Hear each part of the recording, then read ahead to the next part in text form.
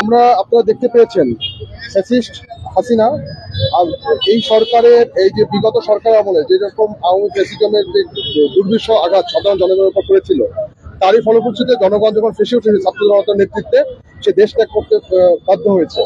সে দেশে না থেকেও আমাদের পাশে তার খুব অন্তরের যে টান, যে ভারত দেশে থেকে সে আমাদের দেশের মানুষের বিরুদ্ধে, মাটির বিরুদ্ধে ষড়যন্ত্র করছে। এই ষড়যন্ত্রের একটি সর্বশেষ ধাপ আমরা জানতে পেরেছি আসাদ আব্দুল্লাহ পোস্টের মাধ্যমে। আমরা দেখতে পেয়েছি একটি ড্রেস, যে একটি নির্দিষ্ট ড্রেসের ব্যানারে আমরা বিভিন্ন রকম ষড়যন্ত্র এই দেশের বিরুদ্ধে ছাত্র জনতার বিরুদ্ধে হতে যাচ্ছে। আমরা খুলনা থেকে ছাত্র জনতা বলে দিতে চাই, আমরা ছাত্র জনতা ঘরে ফিরে যাইনি। আমরা যেভাবে 5ই আগস্টের পূর্ব মুহূর্ত পর্যন্ত ছাত্র জনতা এই আন্দোলনের মাটিতে ছিলাম, আমরা যেভাবে খুলনার মানুষ 4 তারিখে খুলনাকে স্বাধীন করেছে, তেমনি ভাবে ছাত্র জনতা দেশের বিরুদ্ধে কোনো ষড়যন্ত্র হলে আবার আমরা রাজপথে নামতে পারি সেটি দেখানোর জন্য আজকে আমরা রাজপথে নেমেছি।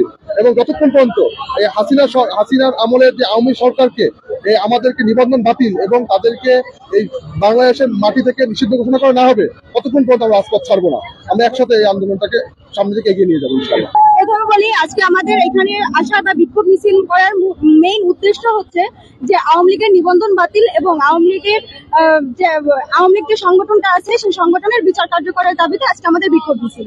আমরা সম্প্রতি লক্ষ্য করছি যে বাংলাদেশের শেখ হাসিনাকে বা আওয়ামী লীগ সংগঠনকে আবার ফিরিয়ে আনার একটা ব্যবস্থা বা পরিকল্পনা করছে, যেটাকে রুখে দেওয়ার জন্য আমাদের আসাদ আব্দুল্লাহ ভাই তিনি সেটা প্রত্যাখ্যান করে সেই মিটিংটা শেষ না করে সেখান থেকে উঠে চলে এসেছে এবং তিনি ছাত্র জনতার মাঝে তার যে বার্তা ছিল সেটা প্রেরণ করেছে।